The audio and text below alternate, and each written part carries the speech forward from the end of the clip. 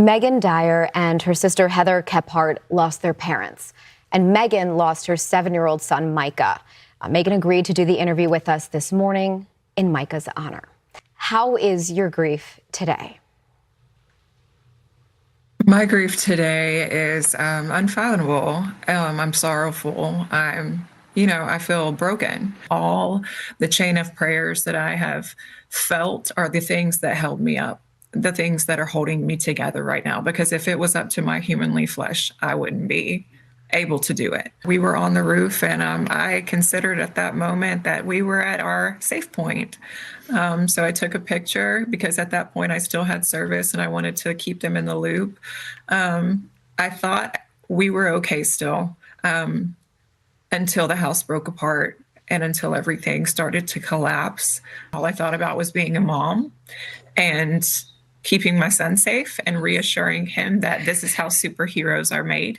I was in the water for 5 hours. I was in the water for a very long time down the river. I got caught in some trees and things were hitting me. I got dragged under a few times, and that's when I remember being in a tree. In that moment, in the midst of the chaos, all I heard was God telling me to be still and to stop fighting the water. I'm so proud of my son because in his last moments, he wasn't screaming for me. He was screaming, Jesus, Jesus, save me. Jesus, I hear you. Jesus, I'm calling upon you. And his wildest dreams and everything that he wanted to be was a superhero. And that was his goal in life. And instead, he's my hero. I couldn't have asked for a better son. And he was so happy up until the very end when he was screaming for Jesus. And in that moment, I think he found joy. The innocence of children is actually quite spectacular. Oh my gosh, I'm so sorry. Yeah, it is. Marissa being a mother too, Megan and Heather, I do, amidst the tragedy, your parents as well, Jessica included. And I apologize, it's so emotional. I think anybody watching, it's hard not to get choked up. Oh my gosh, I'm so sorry. Whew, I'm so sorry. Yeah. Will you tell them why I'm sorry. I have a 7-year-old. I have a 7-year-old at home.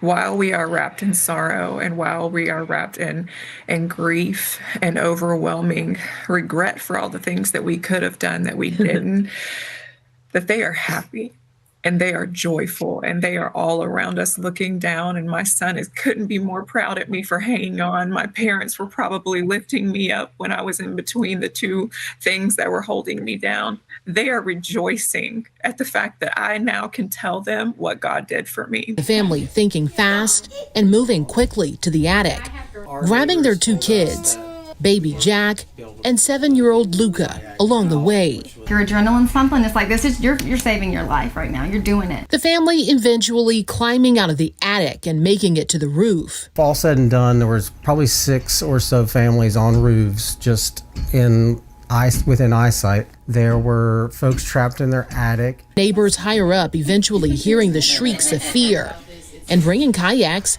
to get folks like the Zaras to safety. Just in complete shock that this is our situation all of a sudden, and feeling completely unprepared. Like, how could we have prevented this? And I didn't realize, and had a lot of guilt about that until we realized the devastation of it all. Because knowing now there was no way we could have gotten out. You go 5 minutes down the road and neighbors that you grew up with are gone. Their houses are gone. I don't know when life's gonna get back to normal. But I'm thankful that we're okay and that our family's here together. How have you felt the response has been so far? It's too late. I mean, they took too long. It took them 5 days to get here. And I mean, it took 5 days for Biden to come here, and he didn't think we were worth coming down to see us himself. He had to fly over on his way to Raleigh. It's disgraceful. I mean, they keep saying we the people. No, there is no we the people. It's them versus us. So they're not for us. It's all about them. They tell us what we need instead of listening to us. When you hear the government saying they ran out of money, they're going to need more money, and that they gave it away to all of these migrants that came here, they came here against the law. How does that make you feel as an American citizen? Extremely angry. They're putting other people before their own. I mean, I feel betrayed. I feel like we're not worth it to them.